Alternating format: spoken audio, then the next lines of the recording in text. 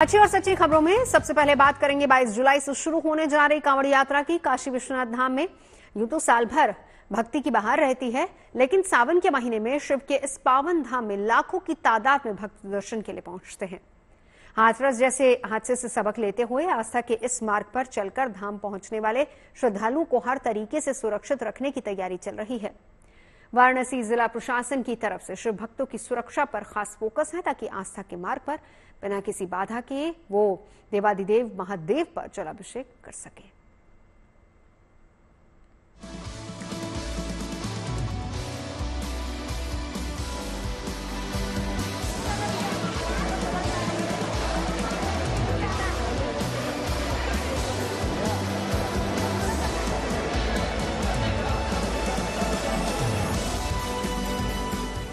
बारह ज्योतिर्लिंगों में शामिल काशी विश्वनाथ धाम में बैठकों के दौर से साबित होता है कि हाथरस हादसे से पुलिस प्रशासन ने सबक ले लिया है, ताकि इस तरह के हृदय विदारक घटनाएं दोबारा न हो। 22 जुलाई यानी ठीक 11 दिन बाद कांवड़ यात्रा शुरू होने जा रही है। सावन के महीने में लाखों शिव भक्त देवों के देव महादेव पर जलाभिषेक के लिए काशी विश्वनाथ धाम का भी रुख करते हैं। इस साल सावन 29 दिनों का है। हर दिन कम से कम 6 से 7 लाख शिव भक्तों के जल चढ़ाने की उम्मीद है। लिहाजा प्रशासन ने पहले से ही कमर कस ली है, ताकि सावन बाबा विश्वनाथ के धाम भक्तों को सुगम दर्शन हो सके। इसी को लेकर वाराणसी जिला प्रशासन और पुलिस के तहत आने वाले सभी विभागों की कोऑर्डिनेशन बैठक हुई। आने वाले 10 दिनों में जो व्यवस्थाएं हैं वो सारी लागू होके सावन चालू होने से 2 दिन पहले वो टेस्ट हो जाए और सारी भक्तों के लिए व्यवस्था लागू हो जाए, इस प्रकार की कोऑर्डिनेशन मीटिंग की गई थी। और सारे निर्णय जो पिछले सावन के महीनों में लिए जाते रहे हैं उनको रिवाइज किया गया है। कांवड़ यात्रा जैसे बड़े धार्मिक आयोजन को देखते हुए क्राउड मैनेजमेंट यानी भीड़ प्रबंधन पहले से ज्यादा बड़ा मुद्दा है। साल 2019 से पहले की तरह अब काशी विश्वनाथ मंदिर आने वाले श्रद्धालुओं को गलियों और तंग संकड़े रास्तों से नहीं गुजरना पड़ता है। इस कॉरिडोर की वजह से गंगा घाट से सीधे बाबा विश्वनाथ के दर्शन किए जा सकते हैं। संकरी गलियों से गुजरने के बजाय अब 4 प्रमुख द्वारों और बड़े परिसर की वजह से दर्शन करने में आसानी होती है। फिर भी मानसून के दौरान किसी भी तरह की व्यवस्था कम साबित होती है।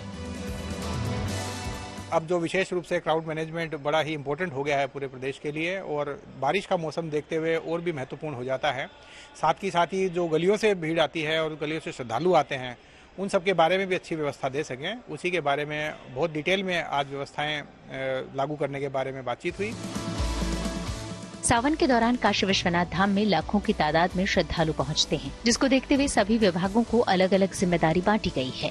सावन और कांवड़ यात्रा के दौरान श्रद्धालुओं की सुरक्षा को देखते हुए सीसीटीवी कैमरों की संख्या बढ़ाने का फैसला किया गया है। जल चढ़ाने आने वाले शिव भक्तों की समस्या को सुनने के लिए पब्लिक एड्रेस सिस्टम की व्यवस्था बनाने पर जोर दिया जा रहा है। इसके अलावा गर्मी या भीड़ भाड़ की वजह से किसी की तबीयत ज्यादा न बिगड़े, इसके लिए काशी विश्वनाथ परिसर में डॉक्टरों और एम्बुलेंस की तैनाती की जाएगी। मानसून के दौरान श्रद्धालुओं को बारिश से बचाने के लिए शेड की व्यवस्था भी की जा रही है। इसके अलावा हर दिन लाखों श्रद्धालुओं की संख्या को ध्यान में रखते हुए पीने के पानी और ज्यादा से ज्यादा टॉयलेट के इंतजाम को भी पुख्ता किया जा रहा है।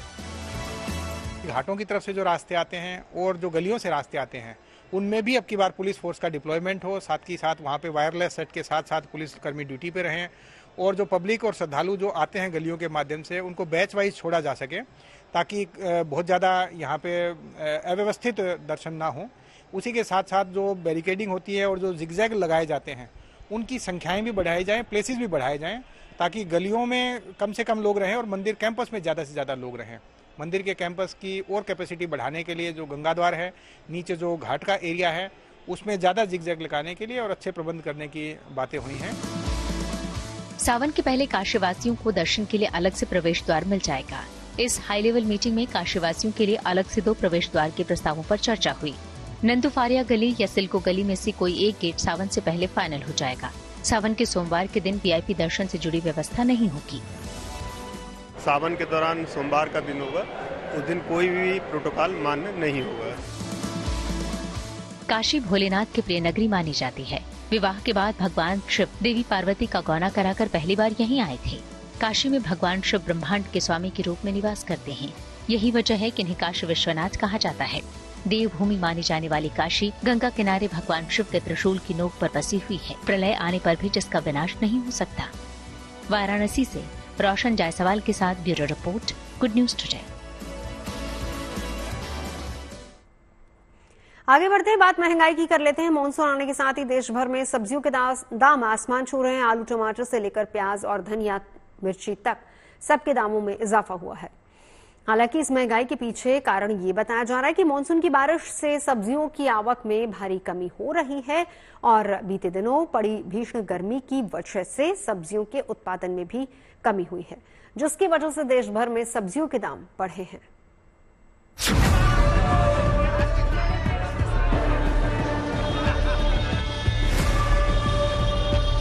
बहुत ज्यादा महंगा है। टमाटर के भाव भी बहुत ज्यादा है। 100 रुपए 80 रुपए किलो है टमाटर। प्याज भी कितना महंगे है। दाल भी 200 रुपए किलो है। भाव इतने हैं कि सोचने में मजबूर हो जाते हैं।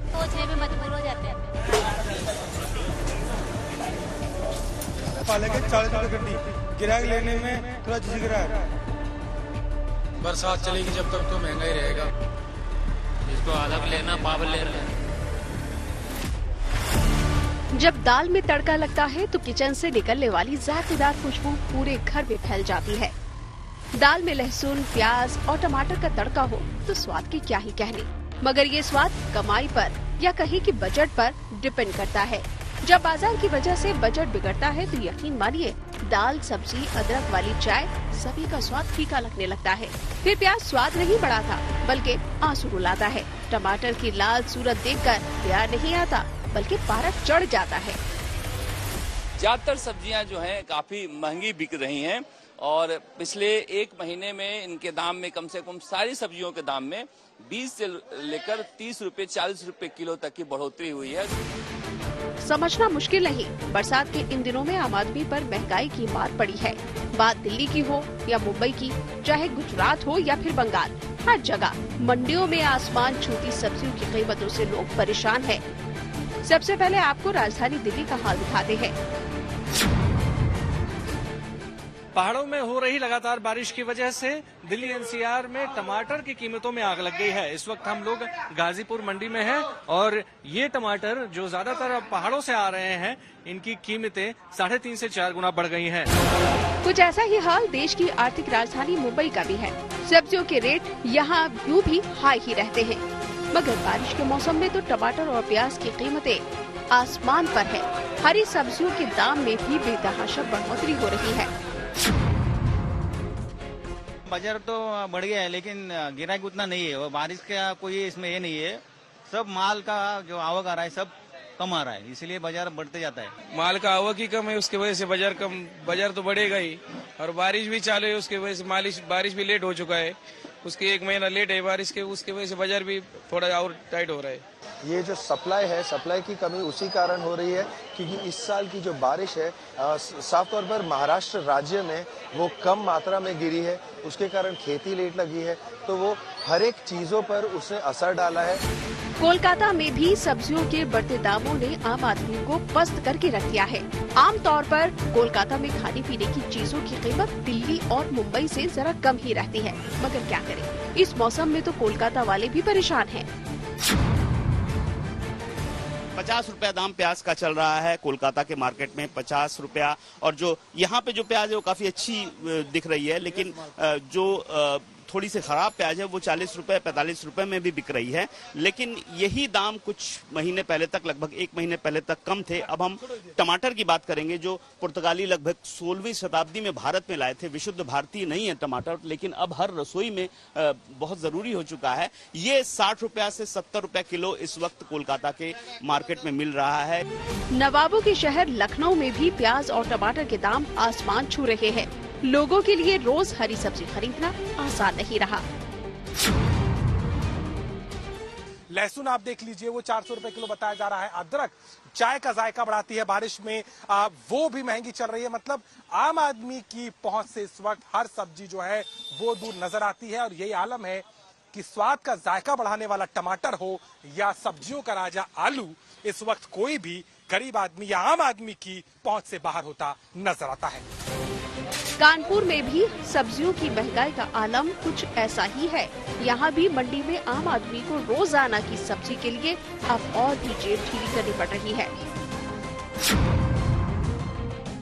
मैं यहाँ पर बम्बा रोड यहाँ पर सब्जी लेने आया हूँ और यहाँ पर हालांकि सब्जी के दाम बहुत तेज़ हैं और 40 रुपए किलो, 50 रुपए किलो, हालांकि टमाटर तो 80 रुपए किलो है, तो पाव भर ही चल रहा है। हफ्ते में एक ही बार टमाटर की सब्जी बन पा रही है। सब्जी मंडी आया हूँ सब्जी लेने के लिए और अभी मैंने भिंडी ली है, घुइयाँ ली है, प्याज ले रहा हूँ, टमाटर नहीं लिया, थोड़ा महंगा था। अब महंगाई है तो क्या करे आदमी, थोड़ा खाएगा लेकिन खाएगा जरूर। भोपाल और चंडीगढ़ में भी आसमान छूती सब्जियों की कीमतों ने आम आदमी का बजट हिलाकर रख दिया है। पिछले कुछ दिनों से सब्जियों की कीमतें लगातार बढ़ रही है।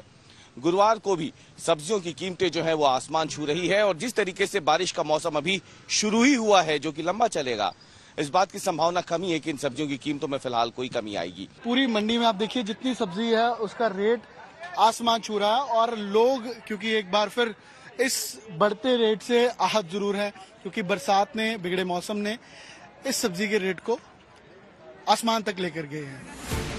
सब्जियों की बढ़ती कीमतों के पीछे माना ये जा रहा है कि इस साल भीषण गर्मी पड़ी और मानसून की एंट्री देर से हुई, जिसकी वजह से सब्जियों की पैदावार कम हो गई और सब्जियों की कीमतों में इजाफा हो रहा है। पिछले साल की तुलना में सब्जियों की बात की जाए तो जुलाई 2023 में टमाटर 160 रुपए से 180 रुपए प्रति किलो तक बिक रहा था, जबकि जुलाई में अभी 80 से 100 रुपए प्रति किलो है। हालांकि पिछले साल प्याज की कीमतों में थोड़ी नरमी थी, प्याज करीब 30 से 40 रुपए प्रति किलो थी, लेकिन इस बार जुलाई 2024 में प्याज 50 से 60 रुपए तक पहुंच गया है। पिछले साल जुलाई में आलू भी करीब 25 से 30 रुपए किलो की दर से मिल रहा था, लेकिन इस साल आलू 40 से 50 रुपए प्रति किलो तक पहुंच गया है। बैगन का भी हाल यही है। पिछले साल जुलाई में बैगन 30 रुपए प्रति किलो बिक रहा था, लेकिन इस वक्त बैगन शतक लगा चुका है। लहसुन जुलाई 2023 में 150 से 160 रुपए पर था, लेकिन इस जुलाई में लहसुन 360 से 400 रुपए प्रति किलो तक मिल रहा है। इसके साथ ही हरी मिर्च जो पिछले साल जुलाई में 50 से 60 रुपए पर थी, इस वक्त 180 से 200 रुपए तक पहुंच गई है। फिलहाल सब्जियों की बढ़ती कीमतों से आम आदमी को राहत मिलती दिखाई नहीं दे रही। कम से कम बरसात तक तो बाजार का हाल यही रहने वाला है। दिल्ली से अभिषेक आनंद, मुंबई से देव कोटक, कोलकाता से अनुपम मिश्रा, भोपाल से रवीश पाल सिंह, चंडीगढ़ से अमर भारद्वाज के साथ लखनऊ से Abhishek Mishra. Bureau report, good news today. दरअसल इसके पीछे की सबसे बड़ी वजह यह भी देखी जाती है कि अक्सर मानसून सीजन में बहुत से ऐसे इलाके होते हैं जहां पर जो बाढ़ की गिरफ्त में होते हैं और तमाम खेत खलियान जहां पर पानी भर जाता है, जिस वजह से सब्जियां खराब हो जाती है और यही वजह है कि सब्जियां मंडी तक नहीं पहुंच पाती हैं। यानी मानसून सीजन में जब तक बारिश होगी तब तक शायद हालात इसी तरह के रहेंगे। वैसे अगर बात हम सब्जी की करें तो ऐसा नहीं कि सिर्फ सब्जी महंगी हो रही है, बल्कि दाल की हालत भी ऐसी है, कीमतों में लगातार इजाफा हो रहा है। चना दाल को छोड़कर उड़द और मूंग समेत लगभग सभी दालों की कीमतें शतक के पार हैं। वहीं अरहर दाल बाजार में 170 से 180 रुपए प्रति किलो के हिसाब से बिक रही है। महंगाई की मार एक बार फिर से आम लोगों को परेशान कर रही है। जहां पर फल और सब्जियों के दाम है वो आसमान छू रहे हैं, वहीं पर अगर हम खाद्य पदार्थों की बात करें जिसमें दाल है, तेल है या फिर आटा या चावल की बात करें, उनके दामों में भी लगातार इजाफा है वो देखने को मिला है। कितना रेट बढ़ा है इस वक्त चंडीगढ़ के एक प्रोविजनल स्टोर में हम मौजूद हैं, कुछ कस्टमर्स भी हमारे साथ हैं, उसके साथ साथ जो दुकानदार हैं वो भी हमारे साथ, उनसे बात कर लेते हैं। सर, अगर हम महंगाई की बात करें, कितनी महंगी चीजें हो गई है? देखिए, इस बार महंगाई ने तो कमर तोड़ दी है आम काट की। जहां आप चाहे छोटी इलायची ही देख लीजिए, 1600-1700 रुपये किलो होती थी, आज वो 3500 रुपये किलो हो गई है। यही दाल के ऊपर है, दाल जो चने की दाल 70-75 रुपये किलो होती थी वो आज 100 रुपये किलो है। ऐसी हजारों चीज़ें हैं, हर जैसी कंपनी की चीज़ें हैं, हल्दीराम हो गई है, कुछ है, इनकी MRP हर बार ही बढ़ के आती है। 45 वाली जो थी वो 56 की हो गई है। हर चीज, कोई सिंगल ऐसी दुकान में कोई आइटम नहीं जिसका रेट भाव बढ़ के नहीं है। दालों का, चावल का, तमाम चीजों का रेट है वो भी बढ़ा है। बिल्कुल जी, बिल्कुल महंगाई तो बढ़ी है। इन्फ्लेशन आने से क्या है, हम ही लोग ही बढ़ा रहे हैं महंगाई भी, तो हम ही बढ़ा रहे हैं ना। अगर हम सप्लाई कर रहे हैं तो डिमांड भी तो पूरी करनी पड़ेगी, वाइसा वर्सा डिमांड है तो सप्लाई भी पूरी करनी पड़ेगी, और इन्फ्लेशन इसका पार्ट है। अब ग्रॉसरी देख लो, इतनी इफेक्टिव हो गई, ग्रॉसरी इतनी कॉस्टली हो गई है। अभी मैं मार्केट जाके आई हूँ, फ्रूट्स लेके आई हूँ, सिर्फ 1000 रुपए में फ्रूट्स ही आए हैं, कोई इसमें वेजिटेबल्स नहीं आए हैं। हर चीज़ इतनी 200-250 का एक एप्रिकॉट का बॉक्स आया है। यहाँ पे देख लो इन्फ्लेशन इतना बढ़ गया है, सब जगह पे आ रहा है, सब जगह पे आ रही है। तो यानी निश्चित तौर से जो लोग हैं वो भी मानते हैं कि जैसे जैसे प्रोग्रेस होती है, महंगाई है उसके साथ साथ आती है, लेकिन सीधे तौर पर इसका जो असर है वो आम लोगों की जेबों पर पड़ रहा है। वीडियो जर्नलिस्ट गुंजीत कुमार के साथ ललित शर्मा, चंडीगढ़। और अब बात चंडीगढ़ नगर निगम की तरफ से एक ऐसी पहल की जिससे राह चलते लोगों को बेसहारा कुत्तों का खतरा नहीं रह जाएगा। बेसहारा कुत्तों में माइक्रोचिप लगाई जाएगी जो कि उन पर नजर रखेगी। अभी फिलहाल 1000 लावारिस कुत्तों में ही ये चिप लगाई जाएगी और इस पायलट प्रोजेक्ट के सफल होने पर चंडीगढ़ शहर के सभी बेसहारा कुत्तों में ये माइक्रोचिप लगेगी, जिससे सड़कों पर पैदल चलने वाले लोगों को सुरक्षा मिलेगी।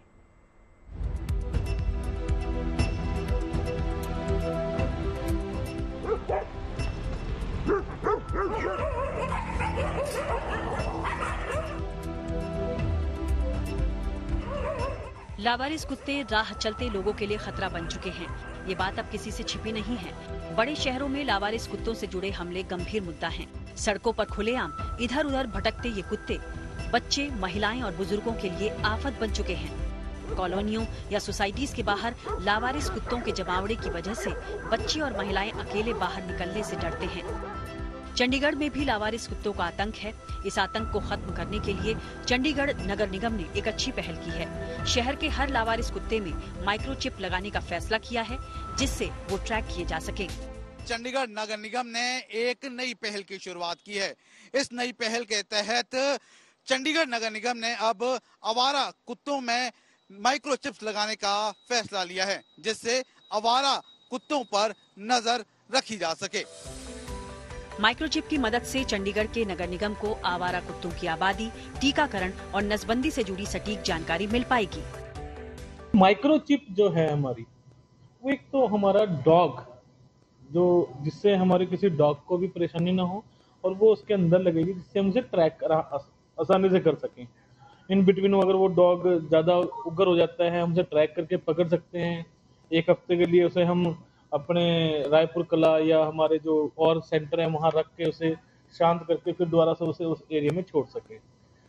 माइक्रोचिप से एक बेनिफिट और होगा कि हमें उस डॉग की पूरी जो इन्फॉर्मेशन है वो हमारे पास आ जाएगी कि किसका नसबंदी कह लीजिए, वो कब हुआ और कैसे हुआ और कितना टाइम हुआ, तो उसमें सारा मतलब डाटा जुड़ जाएगा। डाटा अब भी रखा हुआ बाय रिटर्न है, तो जो माइक्रोचिप लगाई जाएगी उसके माध्यम से थोड़ा और क्लियरिफिकेशन हो जाएगा।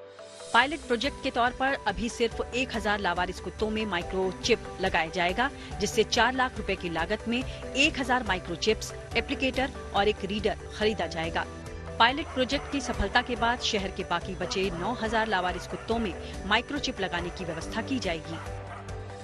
अभी है जब पायलट प्रोजेक्ट में हमने 1000 डॉग्स लिए हैं, 1000 डॉग्स को हम करेंगे और उसमें किसी को नुकसानदही नहीं होगा, तो करीबन जो चंडीगढ़ के डॉग्स की हमने काउंटिंग की हुई है वो 10,000 करीब है, तो हम फिर सबके ऊपर वो लागू करेंगे। चंडीगढ़ नगर निगम की इस पहल का अब हर कोई स्वागत कर रहा है। अच्छी पहल है जी, जो ये चिप लगा रहे हैं एमसी वाले, इससे एक तो कुत्तों पे नज़र रखी जाएगी और ये पता रहेगा कि ये कहाँ कहाँ जा रहे हैं, जो काट रहे हैं ये लोगों को। जैसे जो आवारा कुत्ते हैं उनका हर वक्त मॉनिटरिंग होगी, कहाँ कहाँ जा रहे हैं, कहाँ है, और ऐसे कि जो बच्चे जो कुत्ते हल्के जाते हैं ना, उनका भी पता लग जाएगा। इसके लिए नगर निगम की ये बहुत अच्छी पहल है, बहुत अच्छा इनिशिएटिव है, क्योंकि स्टेरिलाइज करना तो इन डॉग्स को बहुत इंपॉर्टेंट है। हाँ, उस केस में भी कमी आएगी, वो इंटर करेंगे, इनको इंजेक्शन लेंगे रेगुलरली, रेबीज का कम होंगे। मेरे को भी अभी रिसेंटली रेबीज का इंजेक्शन लगा था, मेरे को भी डॉग काट गया। करीब 4 महीने पहले चंडीगढ़ में पालतू कुत्तों के आतंक को भी खत्म करने के लिए चंडीगढ़ पेट dogs and community dogs bylaws 2023 को मंजूरी दी गई थी, जिसके बाद शहर में पालतू कुत्ते का रजिस्ट्रेशन करवाना जरूरी है। नगर निगम की तरफ से 7 प्रजाति के कुत्तों को खतरनाक प्रजाति की श्रेणी में डालते हुए उनको पालने पर भी प्रतिबंध लगा दिया गया था, जिनमें American bulldog, pitbull, bull terrier, cane corso, dogo argentino और रॉटवाइलर शामिल हैं। इस नियम में 10,000 के जुर्माने का भी प्रावधान है। इसके अलावा पालतू हो या लावारिस किसी भी कुत्ते को कहीं भी खाना खिलाने पर रोक है। इन सभी पाबंदियों का मकसद आम लोगों को सुरक्षित रखना है। चंडीगढ़ से ललित शर्मा के साथ bureau report, good news today. और बड़ी खबर बता दें कि बजट से पहले करीब 7 करोड़ ईपीएफओ मेंबर्स के लिए बड़ी खुशखबरी आई है। केंद्रीय वित्त मंत्रालय ने गुरुवार को बड़ा ऐलान करते हुए कर्मचारी भविष्य निधि यानी कि ईपीएफओ डिपॉजिट के लिए ब्याज बढ़ोतरी की मंजूरी दे दी। और इस साल फरवरी में कर्मचारी भविष्य निधि संगठन ईपीएफओ ने वित्तीय वर्ष 2023-24 के लिए ब्याज दर की 8.25% का ऐलान किया था, जिसे अब फाइनेंस मिनिस्ट्री की तरफ से मंजूरी दे दी गई है। अब सिर्फ कर्मचारियों को पीएफ का ब्याज अकाउंट में क्रेडिट होने का इंतजार है। ये बड़ी खबर है। हालांकि बजट अभी पेश होना है, लेकिन उससे पहले ये बड़ी और अच्छी खबर, शानदार खबर, फरवरी में ब्याज बढ़ाने का हुआ था फैसला, जिस पर अब मुहर लग चुकी है। ईपीएफओ मेंबर्स के लिए ये एक बड़ी खुशखबरी है। खबरें सच्ची होनी चाहिए, अच्छी खुद ब खुद लगती हैं। Navjot Randhawa signing off. आप सुनते रहिए गुड न्यूज, देखते रहिए गुड न्यूज।